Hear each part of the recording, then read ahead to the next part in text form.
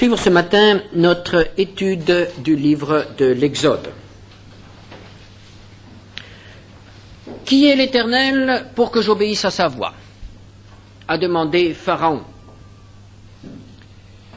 Dieu s'est adressé à lui par son serviteur Moïse et lui a donné un ordre: laisse aller mon peuple. Pharaon s'est rebellé. Pharaon s'est opposé à l'ordre de son Créateur. Il a lancé un défi à Dieu. Qui est Dieu pour que j'obéisse? Le défi de l'homme lancé à la face du Créateur, de son propre Créateur. Et Dieu a relevé le défi. Un combat s'engage, donc, entre Dieu, qui veut libérer son peuple, et Pharaon, qui veut retenir ce peuple esclave dans son pays. Le cas de Pharaon a troublé tous ceux qui lisent la Bible. En effet, Pharaon est un de ces hommes dont on connaît à l'avance la destinée. Exode 3, verset 19, Dieu dit à Moïse: « Je sais que le roi d'Égypte ne vous laissera point aller, si ce n'est par une main puissante. » Puis Dieu dit que sa main va s'appesantir sur cet homme et sur son peuple, sur son pays. Les plaies vont s'abattre sur l'Égypte. Et le Seigneur précise que c'est la plaie, la dernière plaie, celle qui frappera Pharaon dans son cœur, puisqu'elle touchera son fils aîné, qui finalement vaincra cet homme. Chapitre 4, versets 22 et 23. Tu diras à Pharaon: ainsi parle l'Éternel, Israël est mon fils, mon premier-né. Je te dis, laisse aller mon fils pour qu'il me serve. Si tu refuses de le laisser aller, voici, je ferai périr ton fils, ton premier-né. Si tu retiens mon premier-né, je te prendrai ton premier-né. Premier-né contre premier-né. Ce sera la 10e plaie. Dieu a annoncé tout cela d'avance. Et il décrit aussi tout le processus qui conduira à cet aboutissement. Chapitre 4 de l'Exode, verset 21. J'endurcirai son cœur, et il ne laissera point aller le peuple.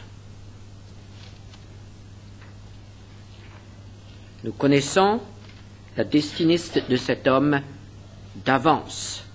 Dieu a dit: j'endurcirai son cœur.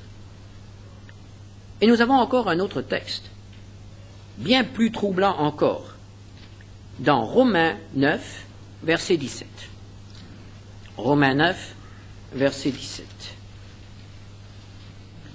L'Écriture dit à Pharaon: je t'ai suscité à dessein pour montrer en toi ma puissance, et afin que mon nom soit publié par toute la terre.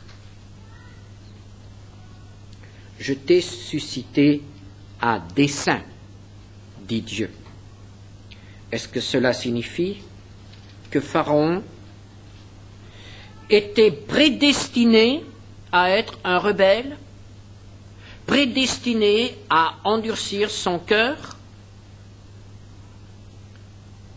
En lisant le texte de Romains 9, on pourrait répondre oui. Mais l'apôtre Paul cite un passage de l'Exode. Et lorsque nous lisons ce texte, nous comprenons mieux le passage des Romains. Exode 9, verset 16. Mais je t'ai laissé subsister, dit l'Éternel à Pharaon, afin que tu vois ma puissance et que l'on publie mon nom par toute la terre.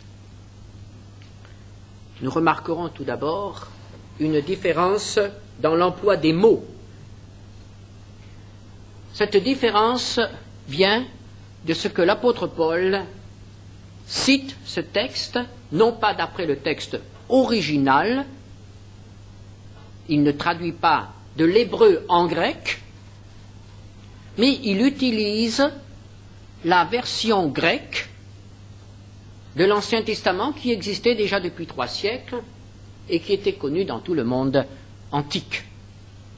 Et c'est cette version grecque, la version des Septante, qui est simplement rapportée par l'apôtre Paul. Et nous remarquons que les mots ne sont pas exactement les mêmes. Mais il faut quand même dire que l'esprit est le même, la signification est la même. L'apôtre Paul était dirigé par le Saint-Esprit lorsqu'il citait l'Ancien Testament, lorsqu'il utilisait la Septante. Et nous pouvons donc reprendre cela comme étant vraiment l'expression de la pensée de Dieu et de la volonté de Dieu.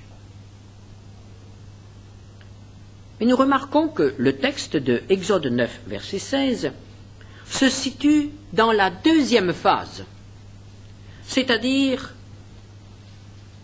au moment après la 6e plaie, cette plaie où nous voyons intervenir un changement radical et où nous trouvons dans Exode 9, verset 12, l'Éternel endurcit le cœur de Pharaon. C'est la deuxième phase. Dans un premier temps, Pharaon endurcit son cœur, puis vient le moment où Dieu dit, puisque tu as endurci ton cœur, je vais t'empêcher de revenir en arrière. C'est moi maintenant qui va endurcir ton cœur. C'est la deuxième phase. Et c'est à ce moment-là que Dieu dit à Pharaon, je t'ai laissé subsister afin que tu vois ma puissance et que l'on publie mon nom par toute la terre. Pharaon avait atteint le point de non-retour. Et le jugement de Dieu qui va s'abattre sur lui va servir à glorifier le nom de Dieu et sera la destruction de cet homme. Nous devons quand même nous poser la question, certains hommes sont-ils destinés à la perdition? Y a-t-il prédestination à la perdition? Comme par exemple Pharaon, qui est vraiment un cas extrêmement troublant. Si nous ne prenons que les textes que nous venons de lire, nous pourrions répondre oui. Il semblerait que certains hommes sont prédestinés à la perdition. Mais il faut expliquer la Bible par la Bible. Comparer avec d'autres textes.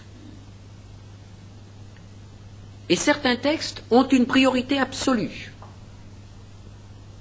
et modifient donc le sens d'autres textes.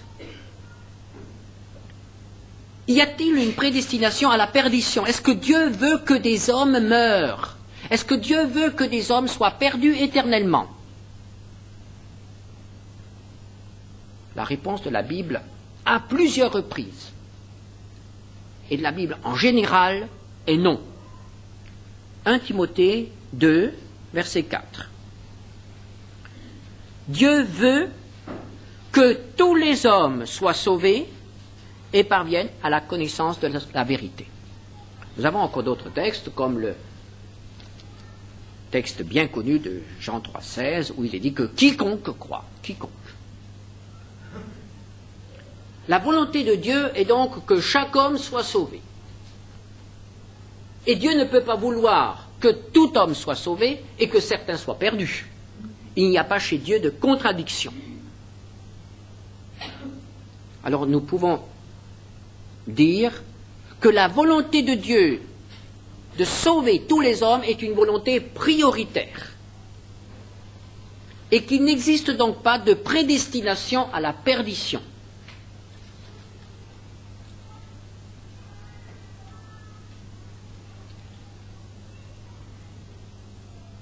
Il n'y a pas de prédestination à la perdition, mais Dieu qui connaît toutes choses d'avance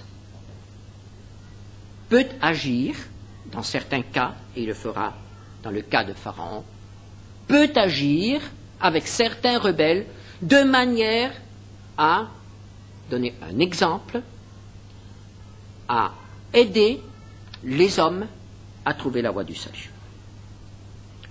Pharaon avait au départ déjà une attitude coupable et inhumaine envers le peuple d'Israël. Pharaon a fait souffrir ce peuple. Pharaon était inhumain envers ce peuple, qui ne lui avait fait aucun mal. Cette dureté de cœur, cette méchanceté, méritait donc déjà un châtiment exemplaire. Et pourtant Dieu ne l'a pas châtié. Et puis, Pharaon a parlé, a provoqué Dieu et lui a lancé un défi. Il savait bien qui était Dieu, mais il lui a résisté. Il a provoqué Dieu. Il a pris la résolution de ne pas se soumettre à Dieu, de ne pas lui obéir. Exode 5, verset 2. « Je ne connais point l'Éternel, et je ne laisserai point aller Israël. » Il a pris la détermination de résister à Dieu, quoi qu'il arrive. Il a décidé de ne pas obéir. C'est une décision définitive. C'est un endurcissement, dit la Bible. Et en agissant ainsi, il s'est lui-même exclu de la miséricorde de Dieu. Et il s'ouvre au châtiment qu'il mérite. Ce qui est différent, c'est le moyen du châtiment. C'est comment ce châtiment va se manifester. Pharaon aurait pu mourir, Dieu le laisse vivre.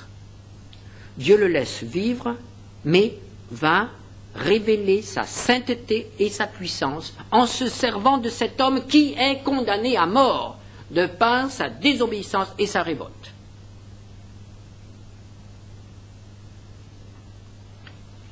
Ainsi, la révolte de Pharaon, le mépris de Pharaon contre Dieu va servir à Dieu pour se manifester dans sa puissance et dans sa miséricorde.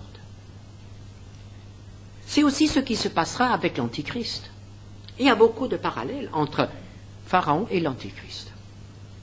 L'Antichrist sera aussi un homme dont on connaît la destinée d'avance.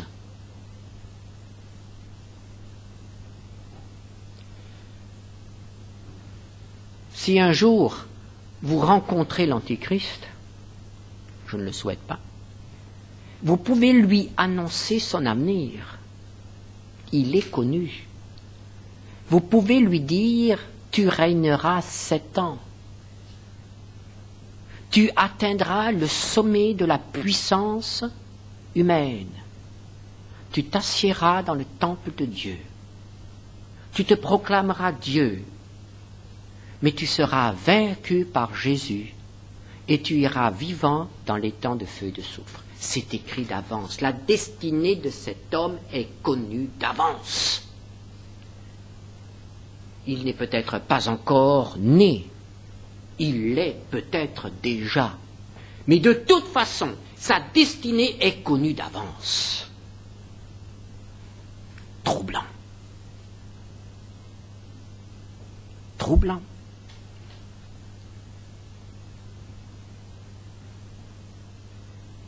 Il sera un exemple. Pharaon a été un exemple pour Israël. Par Israël, un exemple pour toute l'humanité. Les 10 plaies d'Égypte appartiennent au patrimoine de l'humanité. Tout homme ayant un peu de culture, quel que soit le pays où il a été élevé, connaît au moins les 10 plaies d'Égypte. On a entendu parler.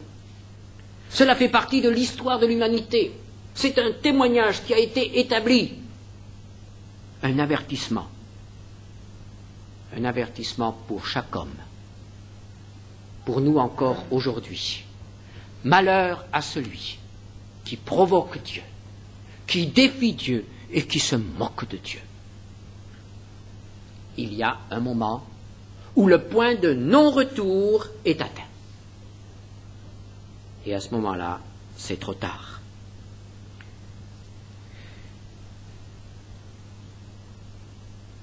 Dans Exode 7, nous lirons les versets 8 à 13. L'Éternel dit à Moïse et à Aaron, « Si Pharaon vous parle et vous dit, faites un miracle, tu diras à Aaron, prends ta verge et jette-la devant Pharaon. Elle deviendra un serpent. » Moïse et Aaron allèrent auprès de Pharaon et ils firent ce que l'Éternel avait ordonné. Aaron jeta sa verge devant Pharaon et devant ses serviteurs, et elle devint un serpent. Mais Pharaon appela les sages et les enchanteurs et les magiciens d'Égypte. Eux aussi en firent autant par leurs enchantements. Ils jetèrent tous leurs verges et elles devinrent des serpents. Et la verge d'Aaron engloutit leur verge. Le cœur de Pharaon s'endurcit, et il n'écouta point Moïse et Aaron, selon ce que l'Éternel avait dit. C'est frappant, étonnant, de voir le comportement de Pharaon. Voici un homme qui se présente devant lui et qui lui dit « Laisse partir le peuple d'Israël. » Pharaon ne veut pas. Que ferait habituellement un monarque, un chef d'État? Mais on mettrait le chef des rebelles à l'ombre, on le mettrait hors d'état de nuire.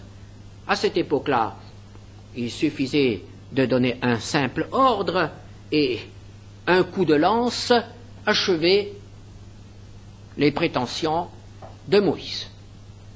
Eh bien non. Pharaon ne va pas utiliser la force contre Moïse.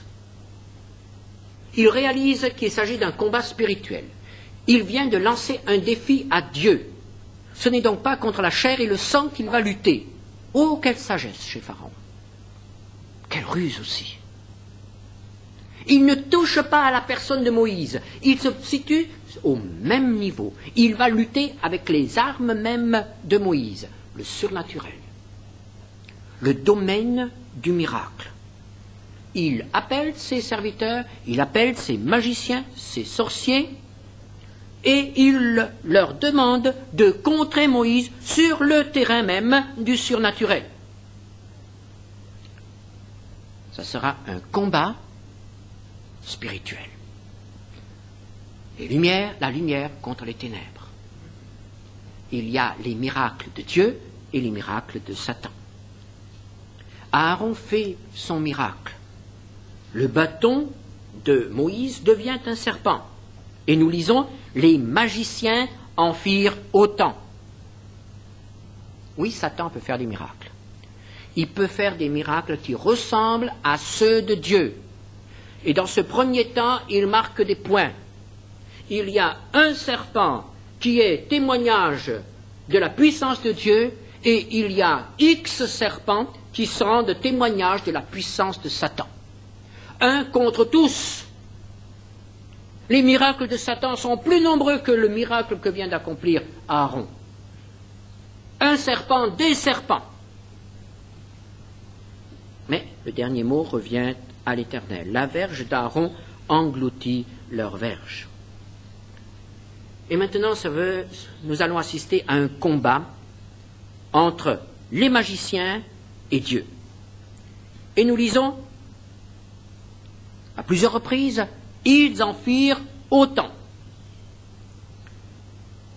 Moïse change l'eau en sang, chapitre 7, verset 22, mais les magiciens d'Égypte en firent autant par leurs enchantements. Eux aussi ont eu le pouvoir de changer l'eau en sang. Moïse fait venir des grenouilles, chapitre 8, verset 3. Mais les magiciens en firent autant par leurs enchantements. Ils firent monter les grenouilles sur le pays d'Égypte. Le combat se poursuit et progressivement Dieu marque des points. La troisième plaie est celle des poux. Chapitre 8, versets 14 et 15. Les magiciens employèrent leurs enchantements pour produire les poux, mais ils ne purent pas. Les poux étaient sur les hommes et sur les animaux. Et les magiciens dirent à Pharaon, c'est le doigt de Dieu. Ils ne peuvent plus suivre. Ils ne peuvent plus imiter. Ils doivent reconnaître l'intervention de Dieu. La quatrième et la cinquième plaie ne mentionnent pas les magiciens. Mais nous arrivons à la sixième plaie, au chapitre 9. Ce sont les ulcères. Les ulcères qui couvrent les hommes. Chapitre 9, verset 11.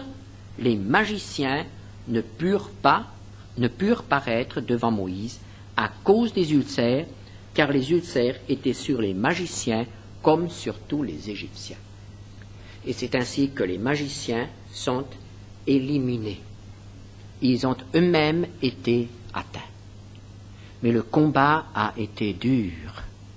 Ils ont suivi Moïse pas à pas.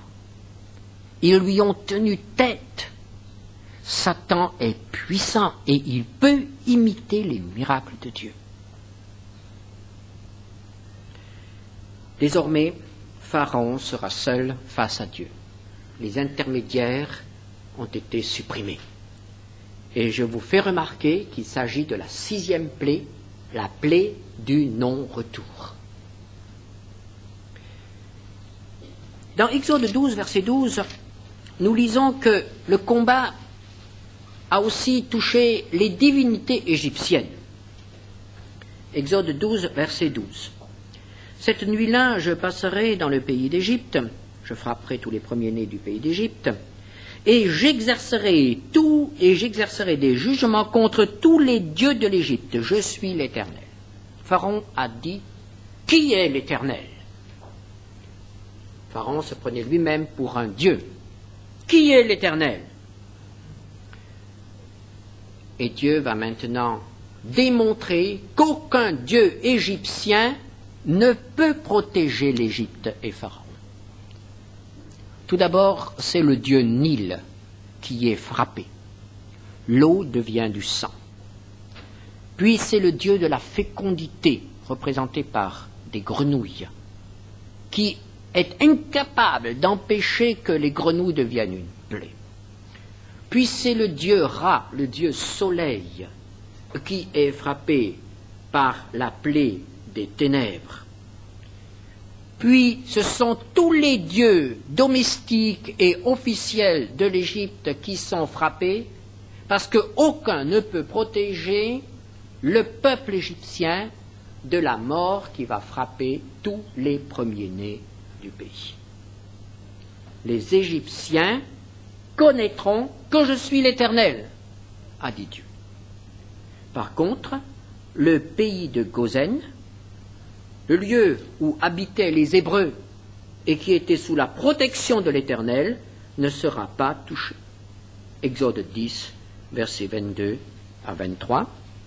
Moïse étendit sa main vers le ciel et il y eut d'épaisses ténèbres dans tout le pays d'Égypte pendant 3 jours. On ne se voyait pas les uns les autres et personne ne se leva de sa place pendant 3 jours. Mais il y avait de la lumière dans les lieux où habitaient tous les enfants d'Israël. Démonstration de la puissance de Dieu. Et que devient Pharaon dans tout cela? Eh bien, Pharaon assiste tout d'abord en spectateur au combat qui oppose les magiciens à Moïse. Et nous voyons que c'est un spectateur blasé. Les miracles, les phénomènes surnaturels devaient être assez fréquents, habituels, en Égypte à cette époque-là. Car Pharaon n'est pas du tout impressionné par ce qui se passe. Par exemple, au chapitre 7, verset 13, lorsque le serpent d'Aaron a englouti les serpents des magiciens, nous lisons « Le cœur de Pharaon s'endurcit, et il n'écouta point Moïse et Aaron selon ce que l'Éternel avait dit. » Lorsque toute l'eau du pays est changée en sang, nous lisons au verset 22, « Mais les magiciens d'Égypte en firent autant par leurs enchantements. Le cœur de Pharaon s'endurcit. Il n'écouta point Moïse et Aaron, selon ce que l'Éternel avait dit. Pharaon s'en retourna et alla dans sa maison, et il ne prit pas même à cœur ces choses. » Cette remarque. Il ne prit pas à cœur ces choses. Voilà toute l'eau potable d'un pays qui est touché, qui devient imbuvable, qui devient du sang, et le roi n'en est pas affecté. Le roi reste indifférent. Cela ne le touche pas. Nous voyons quelque chose là du caractère de cet homme. Un caractère dur, inflexible, n'acceptant pas de se rendre à l'évidence.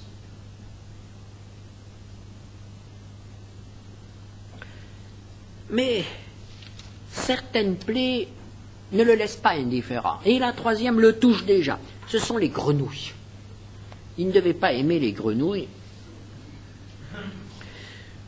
Enfin, il faut dire que c'était assez désagréable, parce qu'il y avait des grenouilles partout, même dans ton lit. Alors évidemment, ces grenouilles dans le lit. Alors Pharaon appelle Moïse au chapitre 8, verset 4, et lui dit « Priez l'Éternel, afin qu'il éloigne les grenouilles de moi et de mon peuple, et je laisserai aller le peuple pour qu'il offre des sacrifices à l'Éternel. » À la troisième plaie, Pharaon demande les prières de Moïse. Les prières à l'Éternel. Il commence à céder du terrain. Et nous pourrions dire, c'est formidable. C'est formidable. Il vient de me demander de prier Dieu pour lui. Quand un homme rebelle nous dit « Prie Dieu pour moi », ça nous fait plaisir. Mais parfois ça ne veut rien dire. Ça ne veut rien dire. Et ce fut le cas pour Pharaon. Ça ne voulait rien dire.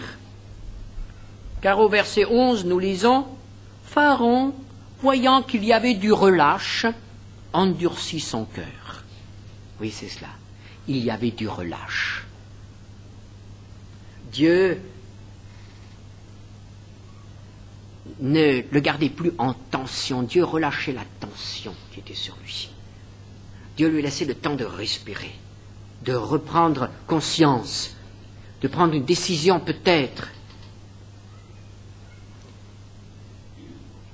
Et quand on a prié pour lui, il s'endurcit.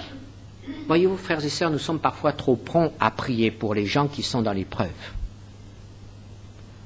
Parce qu'ils profitent du relâche pour se détourner du Seigneur. La quatrième plaie, les mouches venimeuses. De nouveau, chapitre 8, verset 24. « Priez pour moi !» Maintenant, il fait un pas de plus. La première fois, c'était prier pour que les grenouilles s'en aillent. Maintenant, priez pour moi. Est-ce que cela sera sérieux? Quand quelqu'un dit « prie pour moi », est-ce que c'est déjà sérieux? Est-ce qu'il est prêt à se convertir? Chapitre 8, versets 27 à 28. L'Éternel fit ce que demandait Moïse, et les mouches s'éloignèrent de Pharaon, de ses serviteurs et de son peuple. Il n'en resta pas une. Mais Pharaon, cette fois encore, endurcit son cœur, il ne laissa point aller le peuple. Priez pour moi. Les mouches sont parties, et Pharaon s'endurcit. Puis vient la mortalité des troupeaux. la 5e plaie. Au chapitre 9, verset 7, Pharaon s'informa de ce qui était arrivé, et voici, pas une bête des troupeaux d'Israël n'avait pas péri. Mais le cœur de Pharaon s'endurcit et ne laissa point aller le peuple. C'est la 5e plaie. Il ne demande plus que l'on prie pour lui. Mais son cœur se ferme, il s'entête, il s'obstine. Et c'est à ce moment-là qu'il est allé trop loin.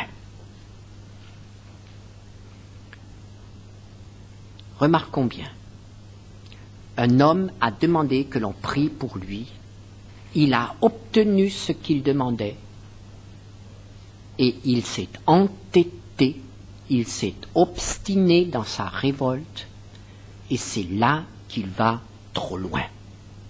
C'est la 5e plaie, elle ne l'affecte plus. Il endurcit son cœur, il va trop loin, et Dieu maintenant ferme la porte. Pharaon, après avoir claqué la porte devant Dieu à plusieurs reprises, entend maintenant le verrou se fermer derrière lui. Cette porte qu'il a claquée, il ne pourra plus l'ouvrir. Dans la Nouvelle Alliance, on appelle cela le péché contre le Saint-Esprit, pour lequel il n'y a plus de retour, pour lequel il n'y a plus de pardon. C'est le point de non-retour, c'est le point où il ne faut jamais aller si l'on veut revenir. Il y a un point de non-retour dans l'Ancienne Alliance et dans la Nouvelle Alliance. On ne se moque pas indéfiniment de Dieu. On ne résiste pas indéfiniment à l'appel d'amour de Dieu. On n'assiste pas en spectateur aux interventions de Dieu. On ne vit pas jour après jour des exaucements de nos prières sans que le cœur soit touché, sans que nous prenions une décision. Il y a un moment où, après avoir répondu à nos cris, après avoir répondu à nos prières, après nous avoir délivrés de plusieurs reprises, que ce soit des grenouilles ou des poux, il y a un moment où c'est trop tard.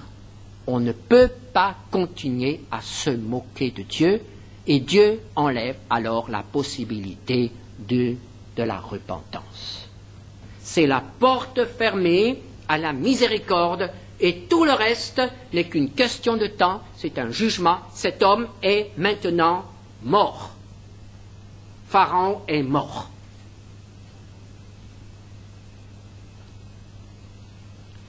Chapitre 9, verset 12. L'Éternel endurcit le cœur de Pharaon. Le point de non-retour a été atteint. Et alors il semble que, par la suite, il se passe encore certaines choses. Mais voyez-vous, tout cela est maintenant trompeur. Pharaon est un homme perdu, Pharaon est un homme aux abois, il va réagir d'une manière désordonnée, illogique, contradictoire. La 7e plaie, c'est la grêle. Chapitre 9, versets 27-28. Pharaon fit appeler Moïse et Aaron et leur dit « Cette fois j'ai péché. C'est l'Éternel qui est le juste, et moi et mon peuple, nous sommes coupables. Priez l'Éternel pour qu'il n'y ait plus de tonnerre et de grêle, et je vous laisserai aller, on ne vous retiendra plus. » Verset 35. Le cœur de Pharaon s'endurcit, ne laissa point aller les enfants d'Israël. Puis viennent les sauterelles, la 8e plaie, les ténèbres, la 9e plaie, et alors Pharaon va encore plus loin, après la 9e plaie, au verset 28 du chapitre 10, Pharaon dit à Moïse, « Sors de chez moi. Garde-toi de paraître encore à ma présence, car le jour où tu paraîtras à ma présence, tu mourras. » Ce que Pharaon n'a pas voulu faire au début du combat, il est prêt à le faire maintenant. Il va tuer Moïse. Il est déterminé à le supprimer. Mais c'est la 9e plaie. Maintenant viendra la 10e. Ce sera la dernière. Et Pharaon sera vaincu. Pourquoi ce texte est-il dans la Bible? pourquoi cet homme a-t-il été ainsi employé comme exemple? Pour que nous en fassions profit, pour que nous réalisions la sainteté de Dieu. Même si nous sommes des croyants, même si nous avons accepté le Seigneur Jésus, il peut aussi arriver que dans la vie d'un croyant, il y ait un point de non-retour. Il ne s'agit pas de notre salut. Le croyant ne peut pas pécher contre le Saint-Esprit, enfin faire le péché contre le Saint-Esprit. Mais le croyant peut perdre l'héritage, peut empêcher Dieu définitivement de le remplir du Saint-Esprit. La parole de Dieu nous dit que lorsqu'une terre est abondamment arrosée et qu'elle ne produit jamais de fruits, on y met le feu. Lorsqu'un enfant de Dieu est béni chaque jour, est exaucé chaque jour, mais ne cesse de s'occuper de soi-même, il ne porte aucun fruit pour Dieu, aucune louange, aucun accent de gratitude, aucune reconnaissance. L'insatisfaction perpétuelle. Il y a un point de non-retour. Et cet homme, ce croyant, finira ses jours, finira sa vie dans la tristesse, la stérilité, sans fruit. Dieu ne donne pas indéfiniment quand il ne reçoit rien en retour. Il y a un point de non-retour pour les incroyants et il y a un point de non-retour pour les enfants de Dieu qui ne portent pas de fruits. Nous sommes comblés par notre Dieu. Chaque jour, nous sommes enrichis par Dieu. Mais qu'est-ce qu'il reçoit de nous? Qu'est-ce que nous produisons pour lui? Veillons à ne pas recevoir en vain la grâce, chaque jour renouvelée, des exaucements de prière, des délivrances, alors que Dieu n'obtient rien de nous. Il nous aime. Il veut que nous portions du fruit. Il veut nous combler. Il en réserve tellement de choses pour nous, tellement de richesses pour nous. Oh, il voudrait que chacun d'entre nous soit un arbre couvert de fruits pour lui. Ne l'empêchons pas de nous bénir. Prions ensemble.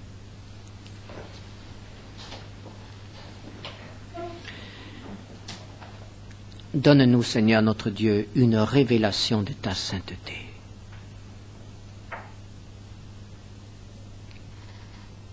Fais-nous connaître, Seigneur, qui tu es vraiment,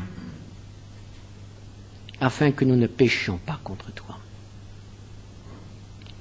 Ô Dieu, tu es saint, et tes voies sont saintes, tes jugements sont saints, et nous sommes si superficiels, si négligents, si insouciants, si ingrats.